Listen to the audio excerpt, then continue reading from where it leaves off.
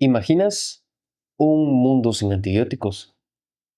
Era como ir a la guerra, solo que sin municiones. Quédate en este episodio y te voy a contar cómo un simple error de un científico fue crucial para que nuestro mundo y el mundo de la medicina dieran un giro de 180 grados. Esto es S21 Podcast.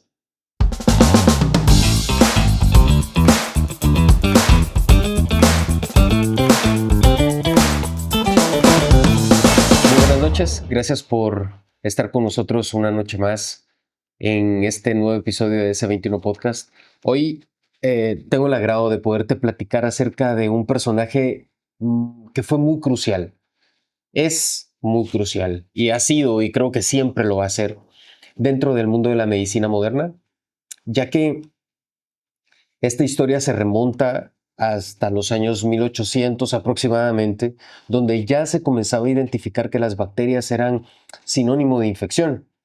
Se comenzó a evidenciar que la relación entre bacterias o estos microorganismos con las enfermedades infecciosas era casi que de mancuerna.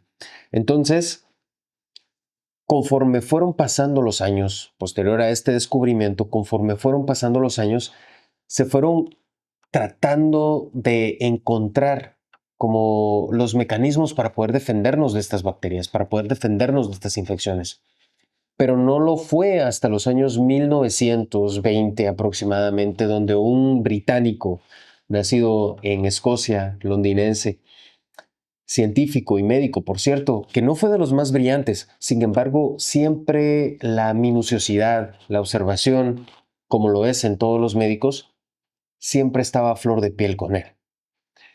Él era un científico que estaba dedicando la mejor parte de su vida académica a tratar de descifrar o encontrar un antídoto, un medicamento que nos protegiera de estos pequeños microorganismos que no por ser pequeños no podían infligir un daño tremendo en nuestro organismo. Y dio la casualidad que mientras sus descubrimientos estaban tomando auge, él dejó una caja de Petri.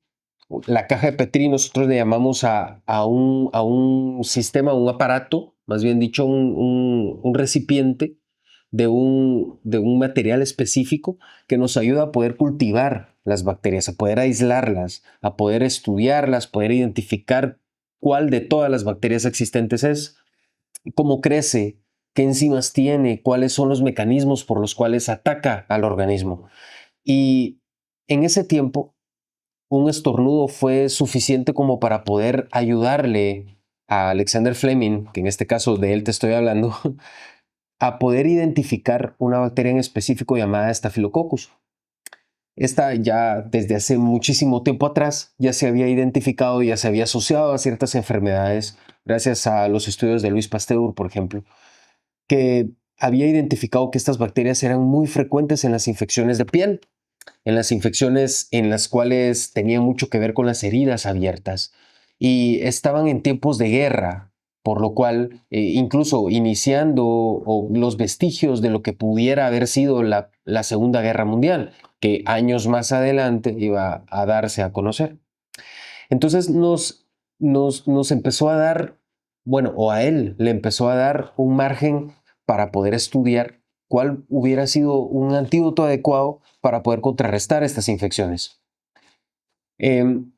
Parte de sus descubrimientos fue una lisocima que se encuentra en la saliva humana, que posterior a un estornudo en una caja de Petri, en un recipiente de Petri, logró identificar estas bacterias y logró ir analizando cómo estas bacterias se defendían de nuestros procesos inmunológicos. Eh, Esto ayudó a que fuera identificando ciertas características de estas bacterias, pero no lo fue hasta un fin de semana en donde él ya estaba agotado, donde estaba cansado, donde estaba hastiado de tanta prueba, de tanto error, que lo que quiso fue tratar de despejarse un poco, por lo cual fue a visitar a su familia. Fue un fin de semana. Algunos escritos que hablan acerca de su bibliografía identifican a Fleming como alguien que era muy desordenado dentro de su laboratorio. Dejaba bastantes cosas regadas, no era como un amante del orden, por lo cual se percató que durante este fin de semana en el cual él no estuvo en su laboratorio, él dejó unas cajas de Petri, unos recipientes de Petri, los cuales estaban contaminados con esta bacteria y que ya tenían cierto crecimiento y ya se identificaban en estos recipientes, y los dejó cerca de unas plantas. Estas plantas contenían un hongo en específico llamado Penicillium. Esto fue por pura casualidad, fue por puro error de desorden, fue por un error tan minúsculo, pero que vino a ayudarle a identificar una sustancia que podía atacar a estas bacterias. Cuando él regresó 48 horas después, identificó que en estos recipientes de Petri, donde había crecimiento del hongo, porque el hongo se disemina por medio de esporas, y estas cayeron en estas cajitas de Petri, en estos recipientes, y cuando comenzaron a crecer por todos los nutrientes que tenían estos recipientes, Alexander identificó que alrededor del crecimiento de estos hongos había un halo, un círculo, el cual identificaba estas bacterias muertas. Esto le abrió a él un mundo de posibilidades, en donde él sabía que tenía frente a sus ojos un descubrimiento crucial para que posteriormente se identificara el primer antibiótico, la penicilina. Gracias a los descubrimientos de Alexander Fleming, años después, hablo de los años 30, 40, donde se identificó, donde se dio a cabo la Segunda Guerra Mundial, se comenzó a producir en masa y de manera industrial esta sustancia llamada penicilina. Gracias a él, el mundo moderno podemos hacer uso de estas sustancias, de estos antibióticos, y los cuales son cruciales para el manejo infeccioso de los pacientes que hoy en día visitan todos los hospitales.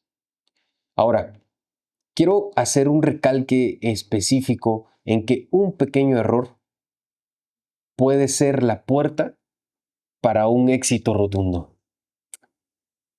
Gracias por estar con nosotros durante esta noche y espero te haya gustado esta historia y nos vemos en el siguiente episodio.